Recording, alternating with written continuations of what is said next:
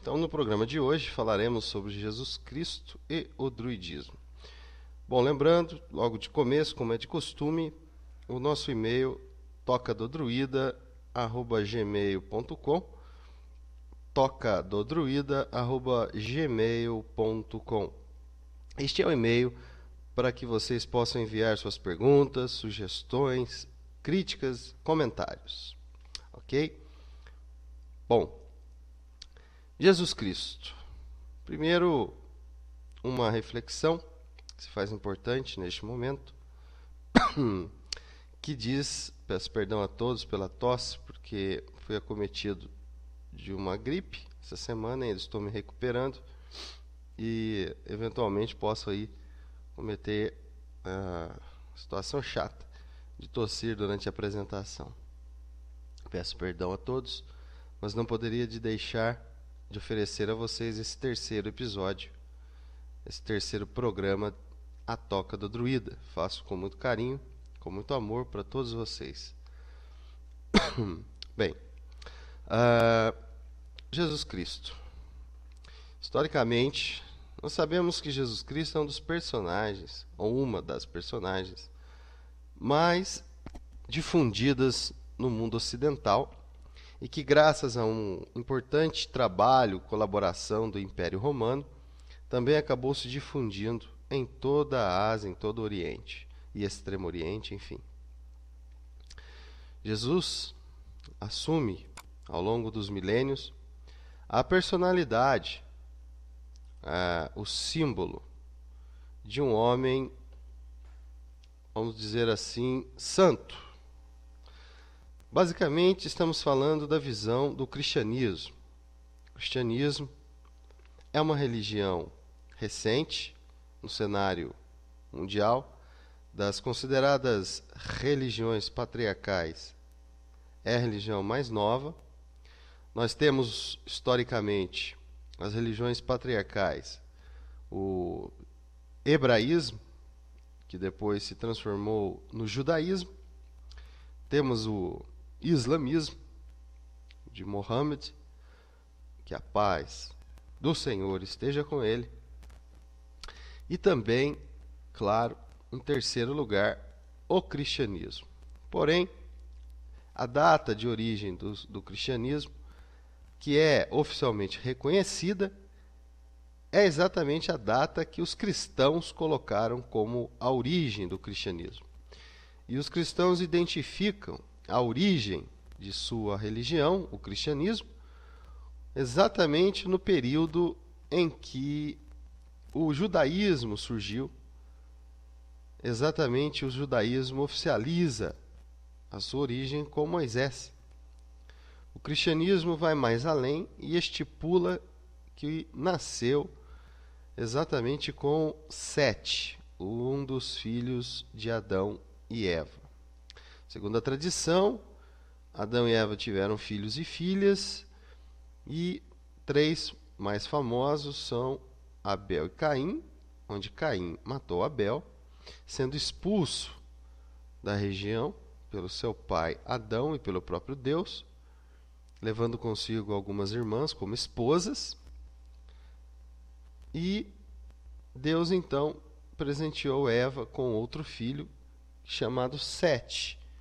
E este é o que deu origem à linhagem sagrada que culminaria no rei Davi, que daria origem à linhagem que também culminaria em Maria, em José, porque há duas linhas de raciocínio, duas linhas de pesquisa que colocam a linhagem de Davi como sendo a linhagem de Maria, como sendo a linhagem de Davi. Enfim, seja como for, essa linhagem de Davi daria origem lá na frente ao próprio Jesus Cristo.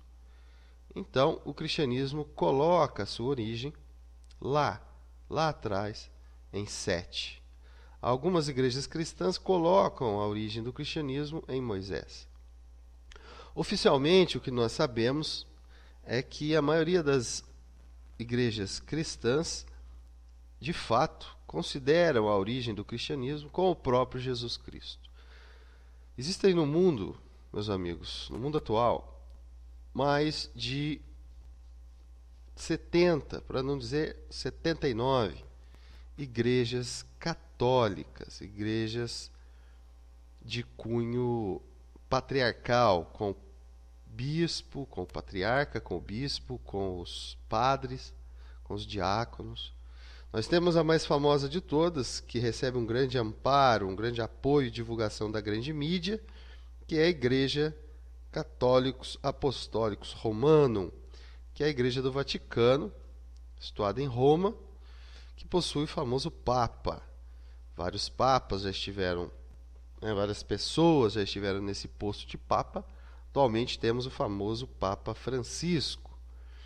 Porém, talvez poucos aqui saibam, nós temos outras 78 igrejas católicas no mundo, com outros papas.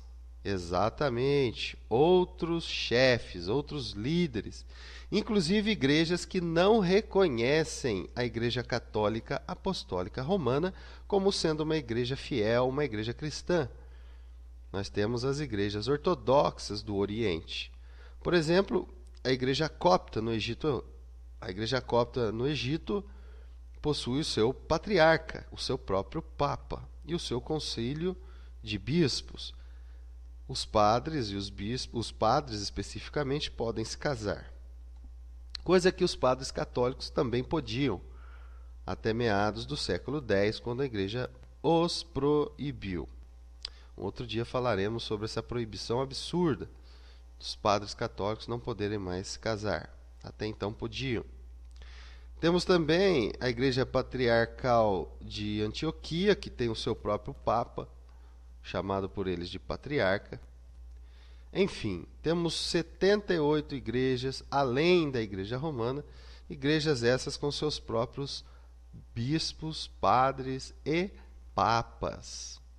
Porém, claro, a grande mídia, especificamente aqui no Brasil, não divulga com tanta veemência. Nós tivemos recentemente a abertura de uma igreja copta, igreja católica, cristã, copta, igreja ortodoxa, em São Paulo, no bairro da Liberdade, né? E o Papa da Igreja Copta esteve no Brasil consagrando esta igreja. E nós não tivemos nenhum aparato de segurança, nenhum exército fez a segurança desse Papa. A Rede Globo de televisão não transmitiu a visita desse Papa ao vivo. O SBT, essas grandes mídias, pelo contrário, sequer deram uma nota sobre isso. Esse Papa veio, consagrou a igreja, consagrou diáconos, consagrou bispos, que irão servir aqui no Brasil aos desejos, aos interesses da Igreja Copta, iniciando, batizando pessoas. E ele não teve a mesma cobertura midiática, muito menos proteção militar governamental, como os outros papas da Igreja Católica Romana tiveram. Papa João Paulo, Papa Bento, agora o Papa Francisco e vários outros tiveram e ainda possuem, no caso o Papa Francisco, grande proteção militar, governamental, em todos os países por onde vão, e grande cobertura midiática. Recentemente também tivemos no Brasil a visita do Papa, do Patriarca da Igreja Ortodoxa de Antioquia, e também não houve cobertura da mídia, e a população não teve acesso. A população em geral não tem acesso a praticamente nada que não venha dessa grande mídia e que não venha também dos famosos sites imbecis da internet, sites criados por espertalhões que oferecem ali a contra-informação. E claro, as mídias sociais, como Twitter, Facebook, Instagram e tantos outros, que não passam de exibicionismos e vaidades da maioria de seus usuários, quando ali a verdadeira informação é muito escassa. Bom, por que estamos falando tudo isso? Porque a visão que você aí na sua casa tem, eu acredito que 99% das pessoas que acompanham o nosso programa hoje, 99% dessas pessoas têm uma visão sobre Jesus Cristo, que é a visão transmitida à população brasileira ao longo de séculos, especificamente desde 1500, quando é falsa e mentirosamente atribuída à fundação, descoberta do Brasil, porque não foi em 1500, mas enfim, com a vinda dos jesuítas. E de lá para cá, a formação religiosa, intelectual, escolástica do povo brasileiro se dá numa doutrina, num dogma, numa metodologia e numa didática cristã romana. Por isso, a ideia que vocês têm, acredito eu, sem medo de errar, a ideia que vocês têm de Jesus Cristo é a ideia do Jesus católico apostólico romano. Vocês não conhecem a visão do Jesus da igreja de Antioquia, do Jesus da igreja copta, do Jesus da igreja Siri-Malabar da Índia, que tem o seu Papa também na Índia e mora na Índia. Vocês não têm a visão sobre quem foi Jesus da igreja melquita. Vocês não sabem, por exemplo, quem é Jesus Cristo na visão da igreja ortodoxa russa. E assim por diante. São 79 igrejas católicas. Também temos as igrejas evangélicas, que por sua vez são fortemente influenciadas pela Igreja Católica Apostólica Romana, porque seus fundadores eram todos ex-padres da Igreja Católica Apostólica Romana. E 99% das igrejas evangélicas usam Bíblias cujas traduções provêm de manuscritos emitidos da própria Igreja Católica Apostólica Romana. A Bíblia evangélica difere da Bíblia Católica Romana em apenas 9 livros. São 9 livros que existem na Bíblia Católica, que não existem nas Bíblias evangélicas. Porém, todos os outros 66 livros da Bíblia Católica estão ipsis literis, integralmente, na Bíblia evangélica. Uma outra informação importante é que as Bíblias das religiões ortodoxas, das religiões asiáticas, estou me referindo aos cristianismos, a Igreja Católica Malabar na Índia, a Igreja Católica Melquita, a Igreja Católica Copta, enfim, as outras 78 igrejas, cada uma possui a sua Bíblia. Inclusive, para dar um exemplo muito interessante, a Igreja Católica da Síria, ortodoxa siríaca, possui dentro livros em sua Bíblia que são considerados pela Igreja Católica Romana como heresias, como livros apócrifos, mas que os siríacos consideram livros autênticos. Então nós temos só no mundo cristão hoje aproximadamente 79 igrejas católicas e mais de 125 mil igrejas consideradas evangélicas, protestantes ou discordantes dos tratados romanos, cristãos romanos, que foram produzidos aí ao longo dos séculos. Com que informação que nós trazemos isso para vocês? Bom, para quem não me conhece, eu também trabalho com a área da religião. Como todos sabem, todos já me acompanham aqui na Rádio da Terra, através dos nossos estudos de ufologia e agora do programa Toca do Druida, que, dentre outras áreas que exerço profissão e também estudos como hobby, né, no caso da ufologia, interesse sério e também um prazer, nós temos uma formação na área da teologia. Não só a faculdade de teologia, mas também o mestrado e o doutorado na área da ciência da religião. Já fomos no passado sacerdotes de algumas igrejas ortodoxas. Tive a honra de alguns anos atrás ser um padre, um sacerdote da igreja ortodoxa copta de Alexandria. E também antes disso militei como bispo da igreja gnóstica. Mas como já cansei de explicar aqui, escolhi para minha vida o druidismo. Muito bem. Então, as informações que nós trazemos aqui são informações acadêmicas, informações que vocês poderão consultar. Nós temos hoje aproximadamente 125 mil grupos religiosos que se consideram evangélicos, protestantes, não concordantes com o catolicismo. E temos 79 igrejas católicas com 79 papas, ou seja, cada uma possui o seu patriarca, o seu chefe maior, o seu papa.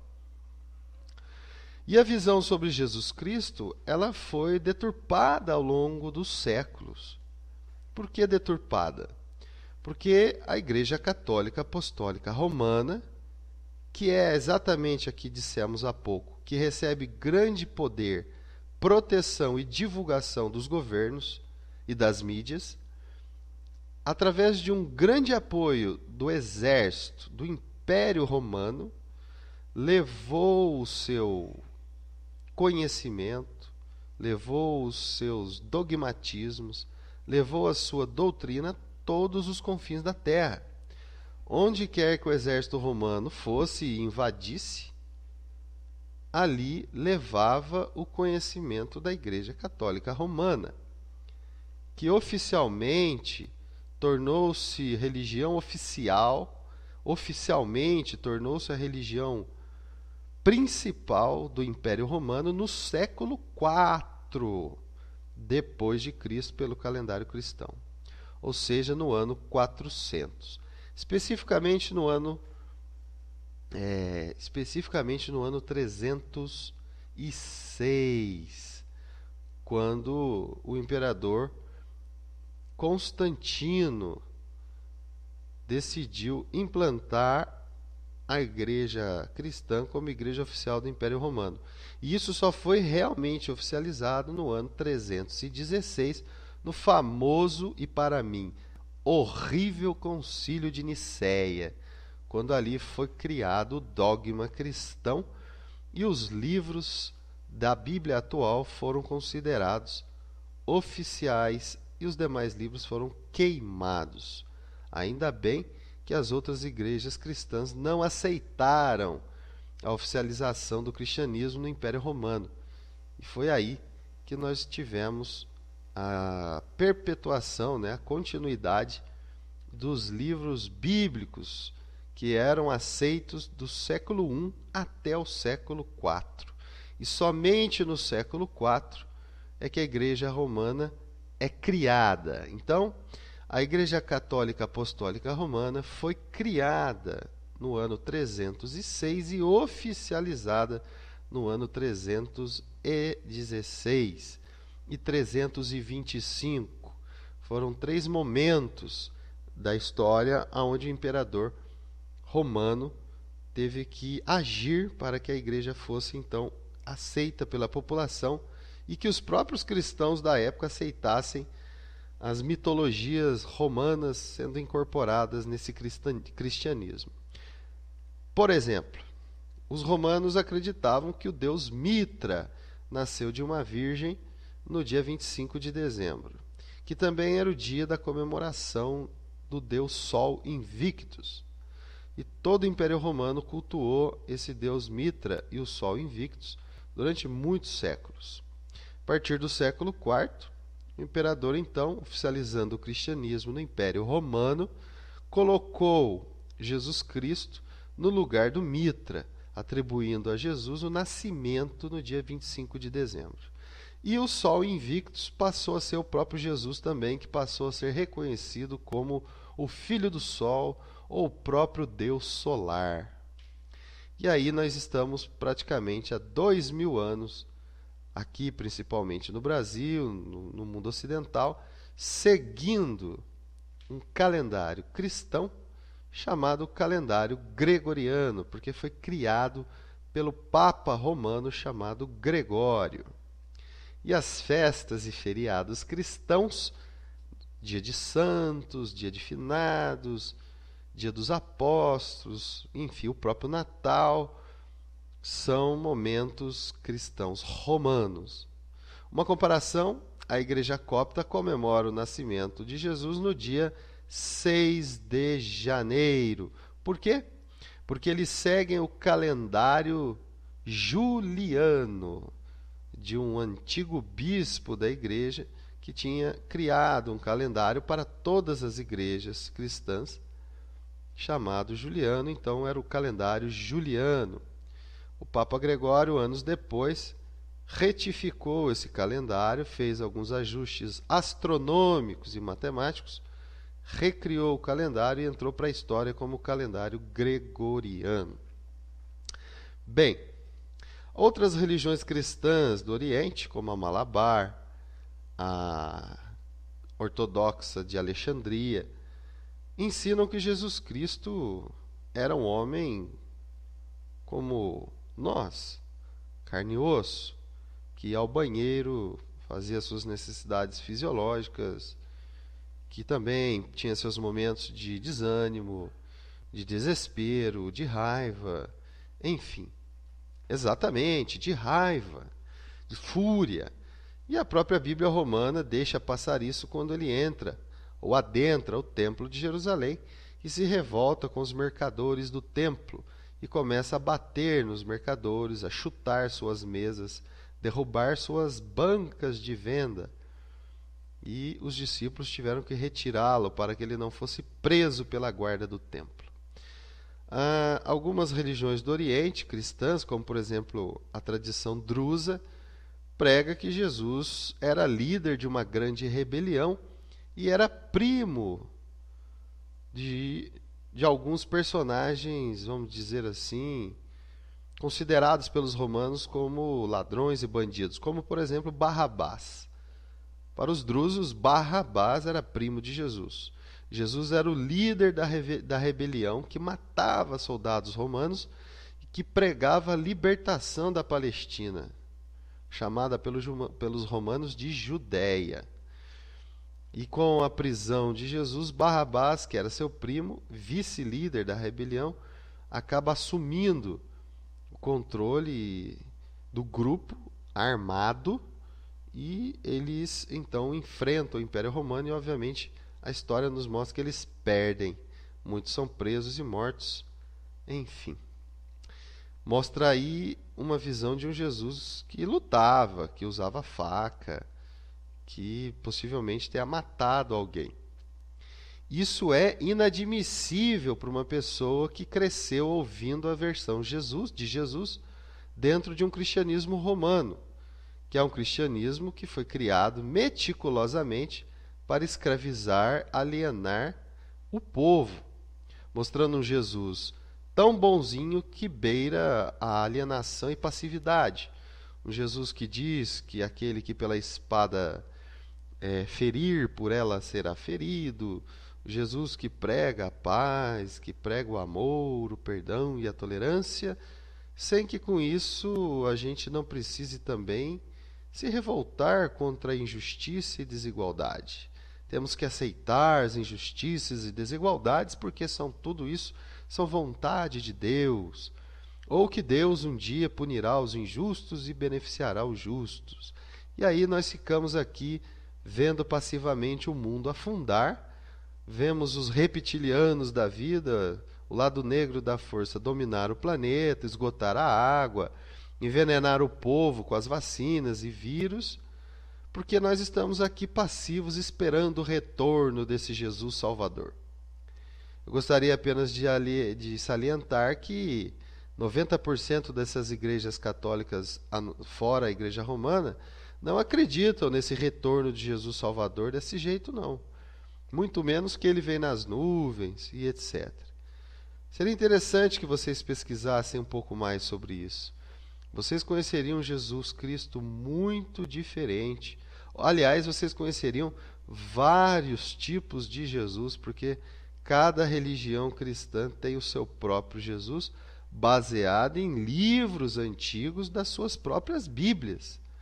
Livros que a própria Igreja Romana também seguia e que no ano 325 em Nicéia foram retirados por interesses políticos. Ok? Bem, Um outro ponto, nós vamos fazer o nosso primeiro intervalo. Um outro ponto que eu gostaria de salientar é se Jesus foi casado ou não foi casado. Algumas igrejas cristãs, claro, não a romana, que prega que Jesus foi celibatário, que nasceu e morreu virgem, que era praticamente um ser divino na terra, praticamente levitava e flutuava, e que andou sobre as águas, e que multiplicou os pães e os peixes, que curou doente, ressuscitou defunto. Um ser praticamente sobrenatural. Então, baseando-se nisso, seria inconcebível que essa religião católica romana dissesse que esse homem praticamente sobrenatural ou totalmente divino tivesse uma mulher e com ela fizesse sexo. É inconcebível para a Igreja Católica Romana um Jesus tendo orgasmo, por exemplo. Porém, essa mesma Igreja Católica Apostólica Romana defendeu isso durante muitos séculos. Exatamente. Mesmo com a criação de uma igreja cristã romana, a ideia de um Jesus humano e por isso homem carnal, que teve esposa e teve inclusive filhos, era a ideia fundamental do catolicismo romano, que só foi retirado séculos depois, através de vários concílios, para convencer outros grupos de bispos de que a ideia de que Jesus era somente divino era a mais correta. E como que isso foi decidido? Numa sala de debates com bispos altamente estudados, como hoje os bispos geralmente têm mestrado em teologia, doutorado em ciência da religião? Não. Em verdade, os bispos, os padres e até os papas da Igreja Romana, durante muitos séculos, foram analfabetos. Eles não sabiam ler. O próprio imperador Constantino, quando redigiu lá as dogmas da igreja no Concílio de Nicéia, teve que usar alguns arautos para fazer a leitura, porque os bispos não podiam ler aquilo, eles não sabiam ler e escrever. Então, um analfabeto que não tem acesso ao mínimo de cultura e erudição, não tem acesso à leitura, né? Quanto menos entendia o latim, porque falavam seus dialetos e idiomas de outras regiões das quais eles eram oriundos, eles praticamente aprovavam ali, porque o imperador, com aquela pompa, com aquele poder, e a pressão militar envolvida, e muito dinheiro que o imperador deu para as igrejas se converterem ao romanismo, né? Que é o verdadeiro nome da Igreja Católica Apostólica Romana, não é cristianismo, é romanismo, né? Enfim, esses bispos analfabetos, não eram nem semi-analfabetos, eles eram analfabetos. Tivemos poucos personagens na história da Igreja Católica que sabiam ler e escrever, né? Que tiveram um grande destaque, uma grande erudição, né? A esmagadora parte dos seus padres e bispos não sabiam ler e escrever. Esses homens é que foram convencidos, manipulados, de que Jesus Cristo era praticamente o próprio Deus na Terra. Então, é como se o Deus tivesse nascido aqui e o céu ficasse sem Deus, né? E aí, mais tarde, alguns teólogos da própria Igreja Romana tentam, com argumentos baseados na filosofia grega, convencer a população e convencer os outros religiosos de que Deus estava assim na terra na pessoa de Jesus Cristo e que o céu também tinha Deus lá, porque Deus então se manifestou em 3 seres, Pai, Filho e Espírito Santo. Nasce aí o dogma da Trindade, que não é aceito também por muitas igrejas cristãs e católicas do mundo.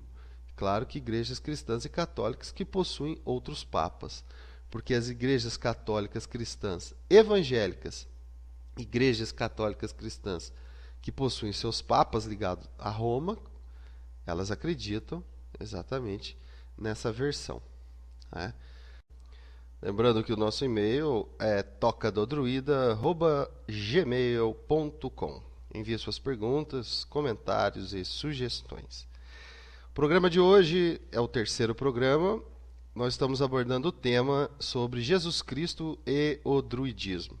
Falamos no primeiro bloco sobre a visão de Jesus que foi perpetuada nesses últimos séculos, principalmente no Ocidente.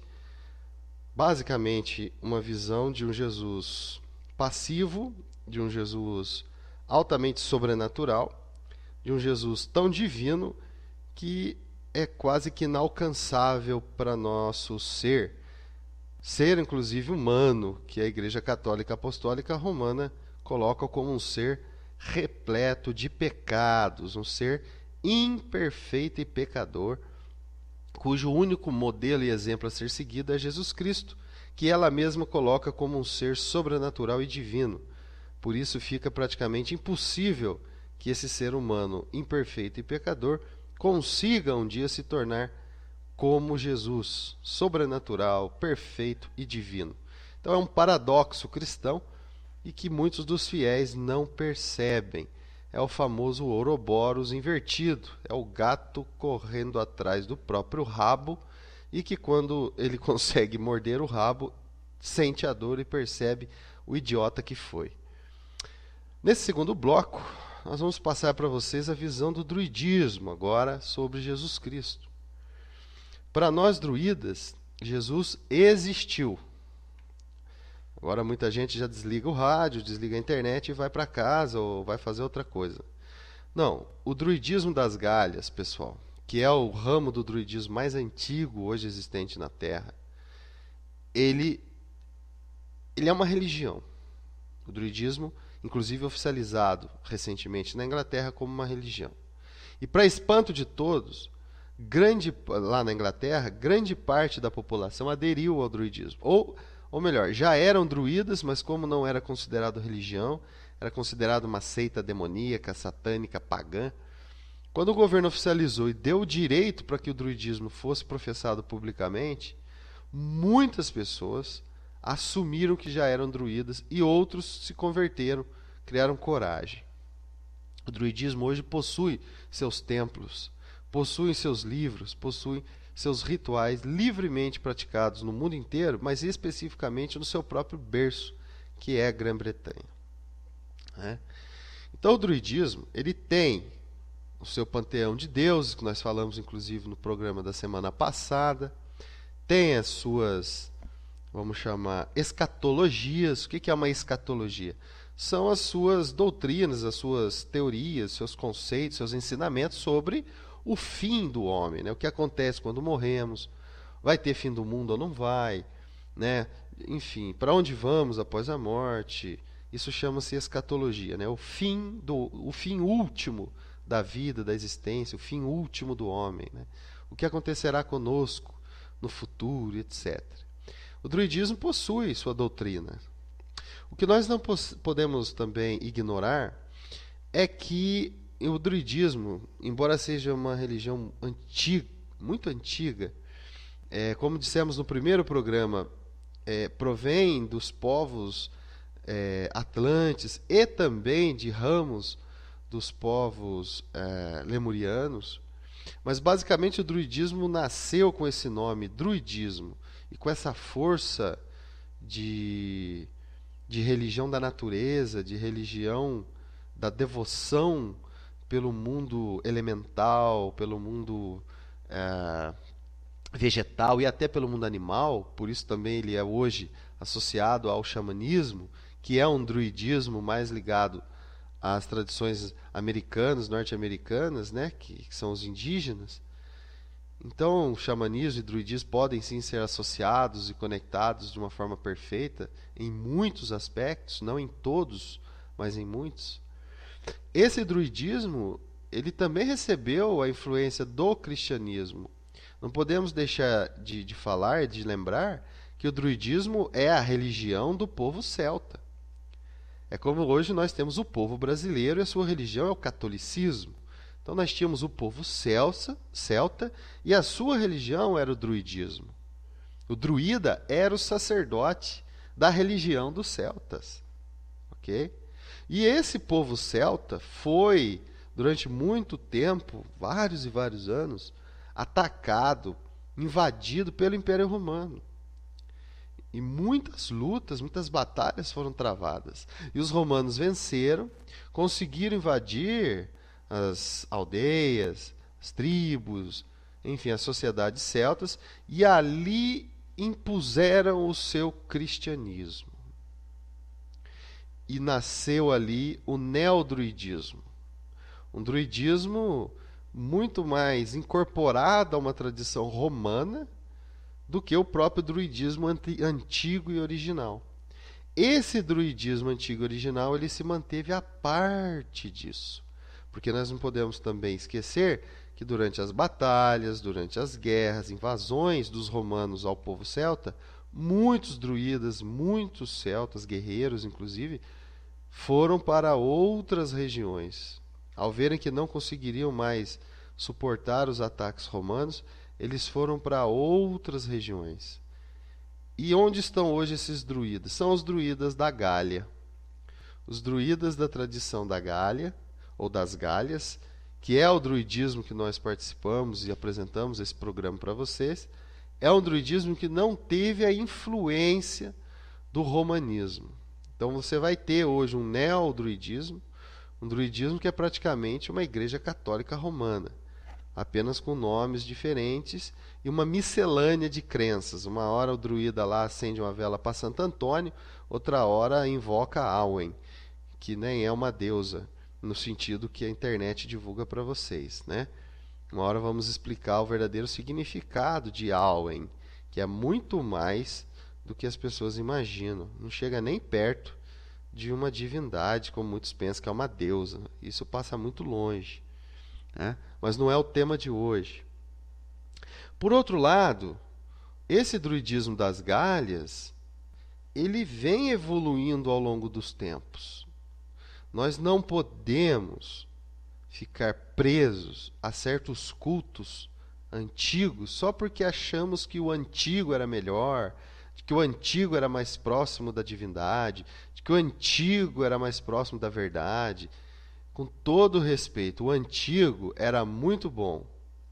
E muita coisa que foi recriada ou criada nos tempos mais recentes realmente se desviaram. Mas isso também não é motivo e prova de que as coisas antigas, só por serem antigas, são as mais corretas e idôneas. Isso é muito complicado. Se for assim, nós vamos lembrar das primeiras religiões pré-históricas, como, por exemplo, o totemismo. E pouca gente coloca que o totemismo defendia o sacrifício humano para os totens. Então nós vamos sair daqui agora e vamos praticar o totemismo, porque tudo aquilo que é antigo é melhor, tudo aquilo que é antigo é mais perto da verdade. Então nós vamos sair agora, adorar uma árvore, e em homenagem a essa árvore vamos matar uma mulher, ou matar um bebê, ou matar um animal, porque nós alegamos que tudo que é antigo é melhor. Ah, mas tem que ver também que as coisas evoluem, podemos praticar o totemismo, mas não cometer esse tipo de coisa. É exatamente, as coisas se aperfeiçoam. O universo, ele hoje, segundo a astronomia, eu posso falar, porque eu sou pós-graduado em astronomia pela Universidade Cruzeiro do Sul. O universo hoje, ele é muito mais organizado do que era há milhões de anos atrás. Os planetas hoje possuem suas órbitas muito mais coordenadas do que há alguns milênios atrás. Isso para não falar milhões, há milênios atrás.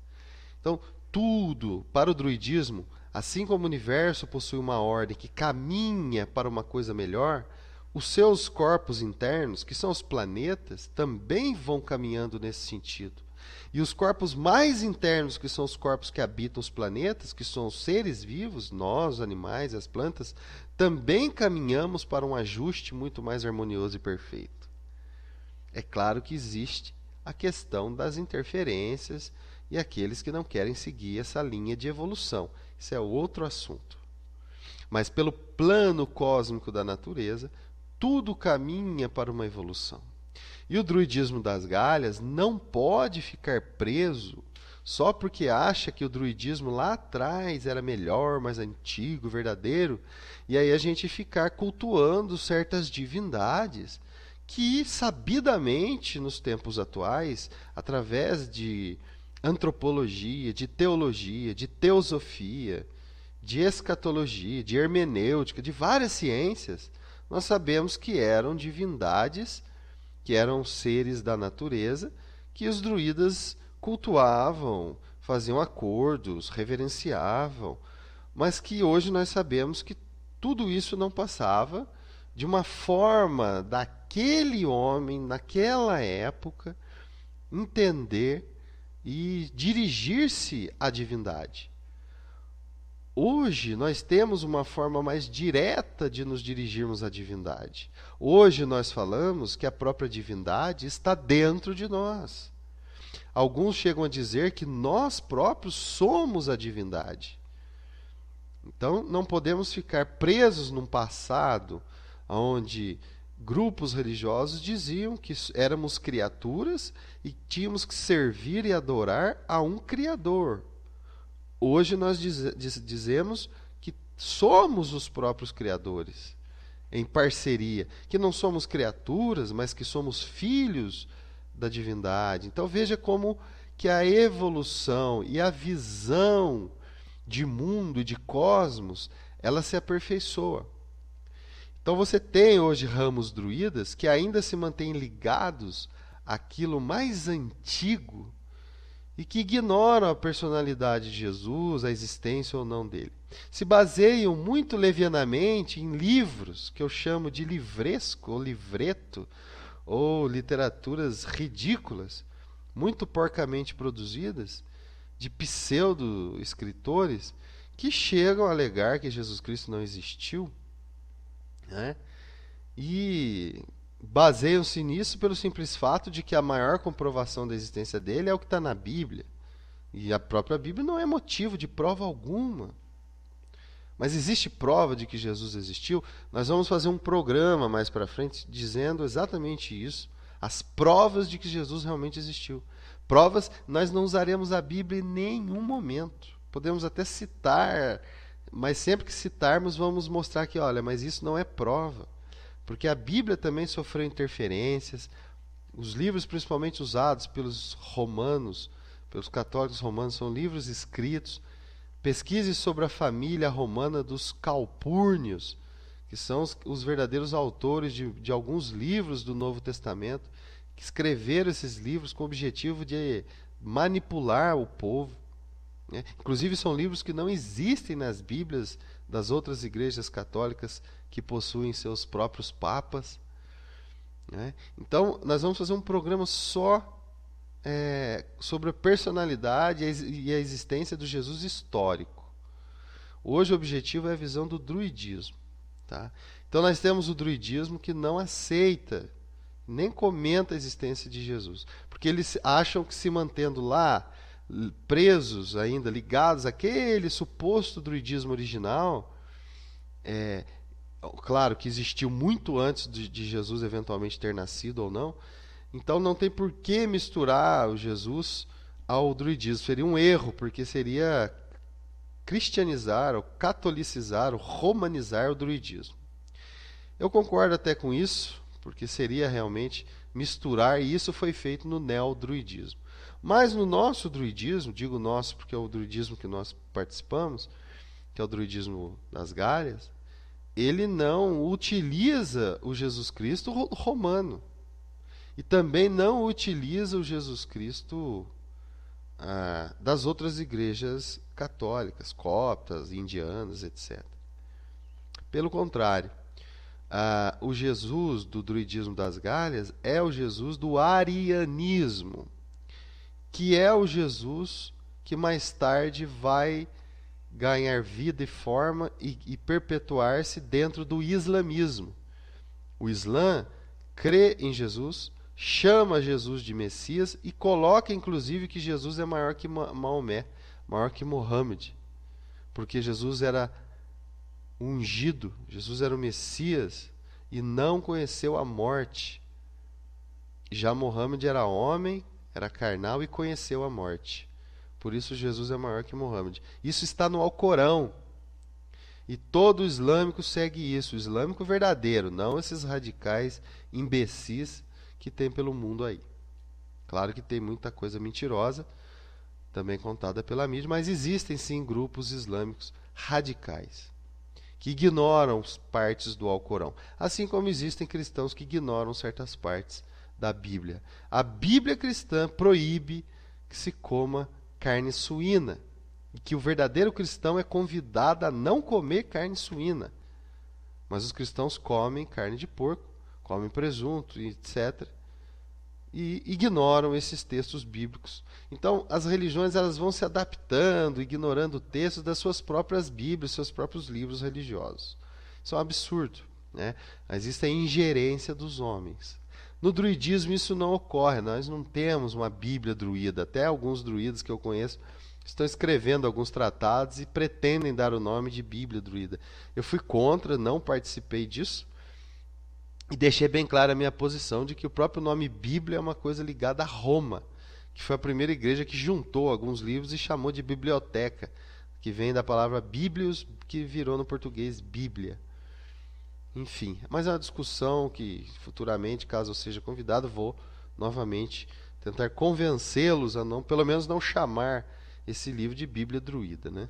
Talvez estejam querendo escrever para vender, né? Bíblia druida é um nome que possa vender. Bom, estamos caminhando para o final do programa. Então, assim, a visão do druidismo das Galhas, que é o nosso druidismo, é assim, o druida, basicamente, ele tem que ser um estudioso. Nós estamos no século XXI. Não dá para o druida hoje ser analfabeto, como já foi no passado. Não dá para o druida hoje só ser aquele cara que pratica e estuda as plantas. Não dá para ser um druida do passado que só ficava lá na água, na floresta, contactando a divindade. O druida hoje também precisa ser estudioso. Ele precisa fazer uma faculdade, ele precisa fazer um curso, ele precisa estudar, ele precisa pesquisar, ele precisa interagir com as pessoas, ele precisa conhecer as outras religiões que não existiam na época que o druidismo surgiu. Hoje existem outras religiões. O druidismo, no período da sua origem lá nas Galhas, ele não tinha um contato direto, por exemplo, com a religião râmica, de Rama, na chamada atual Índia. E hoje esse druidismo encontrou com o hinduísmo, encontrou com o Vaishnaísmo, encontrou com o Ramaísmo, com o Krishnaísmo, enfim, com as religiões da Índia. E esse encontro ele é produtivo ou é negativo, né? Não é um encontro inquisitório, ou seja, druidismo vai e mata o indiano porque diz que a religião dele é errada e que a religião druida é melhor. Não, pelo contrário. Ele tem que absorver aquilo que complementa, que enriquece. E o personagem Jesus é um personagem que historicamente é provado que existiu. Agora, se a grande mídia não te ensina isso, meu amigo, eu sinto muito. Nós pretendemos fazer um programa mostrando para você as provas, indicando as fontes que vocês poderão achar essa verdade. Inclusive, o druida vai te dizer que as provas levam à verdade, à afirmação de que Jesus era negro. Silêncio. Jesus era negro. Maria era de uma cor ligada à África. Tanto que o próprio Jesus, Maria e José foram se esconder no Egito, que era a terra de um povo predominantemente negro. Mas a mídia, os filmes de Hollywood nos ensinam que eram todos branquíssimos, que eram de olhos azuis, que os egípcios eram a coisa mais linda do mundo. Não, eram todos negros. Aliás, o nome do Egito é Quem, que significa terra negra, ou terra do barro negro, terra do povo negro. Os romanos chamaram aquilo lá de Egito.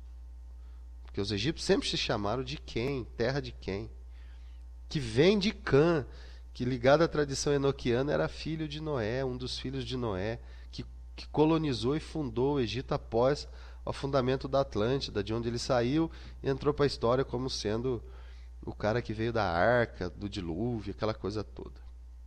Também é um assunto interessante para abordarmos em outro programa. Bem, então esse Jesus do druidismo das Galhas é um Jesus negro, é um Jesus forte, é um Jesus guerreiro, mas é um Jesus também filósofo. É um Jesus que conseguiu, para nós druidas, aquilo que é o objetivo de um druida, que é a perfeição, que é a junção do homem perfeito, é a junção do homem sábio com o homem religioso, com o homem guerreiro. Porque nós temos no mundo 3 tipos de homem, e agora surgiu um 4º tipo. Nós sempre tivemos o homem sábio, mas ele não era guerreiro e não era religioso. Nós tínhamos o homem guerreiro, que em geral não era sábio, não era religioso. E tínhamos o religioso, que em geral não era sábio, não era guerreiro. E o objetivo do druida é formar um sacerdote, formar um ser humano que seja sábio, guerreiro e religioso. E hoje temos um 4º homem, que é o alienado, vagabundo, etc. Bem, Jesus era o cara, era o filósofo que unificou tudo isso. Então é isso. Tá?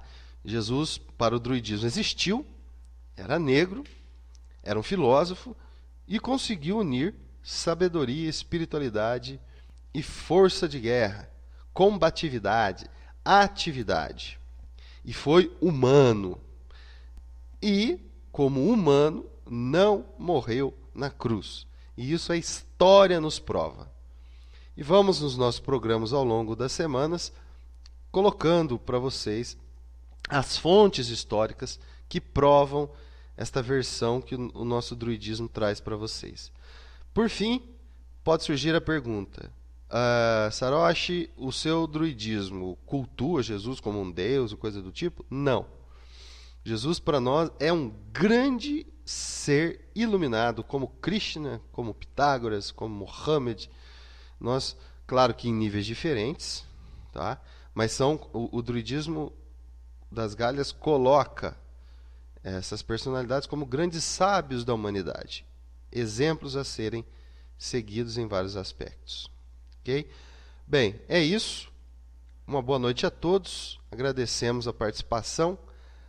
Lembrando que a última quarta-feira de abril não teremos o programa Toca do Druida, pois teremos o 4º seminário de UFO-Arqueologia com o nosso amigo Celso Zimon. Uma boa noite a todos e até o próximo programa.